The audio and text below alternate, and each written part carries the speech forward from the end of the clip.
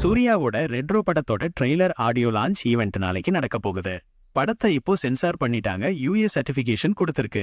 படத்தோட run time 2 hours 48 minutes. May 1 Retro release ஆகுது. இதுக்கு அடுத்ததா சூர்யா 45 தீபாவளிக்கும், சூர்யா 46 2026 ஏப்ரலுக்கும், வாடிவாசல் 2026 சம்மருக்கும் ரிலீஸ் பண்ண பிளான் பண்ணிருக்காங்க. சூர்யாவுக்கு 2 வருஷத்துல 4 படங்கள் வரப்போகுது. சூர்யா 46ஓட ஷூட்டிங் ஜூன் இல்ல ஜூலைல ஸ்டார்ட் பண்ண போறதா நியூஸ் வந்திருக்கு. படத்தை அடுத்த வருஷம் ஏப்ரலுக்கு ரிலீஸ் பண்ண பிளான் போட்டிருக்கிறதால ஷூட்டிங்கை சீக்கிரமே முடிக்க ட்ரை பண்ணுவாங்க.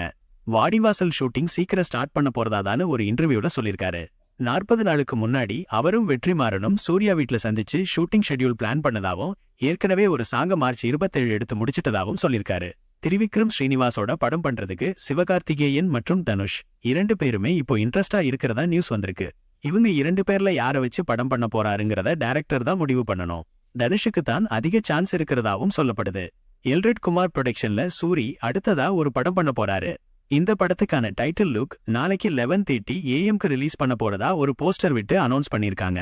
மணிரத்னம் டைரக்ஷன்ல கமல்ஹாசன், சிம்பு நடிக்கிற படம் தான் தக் லைஃப்.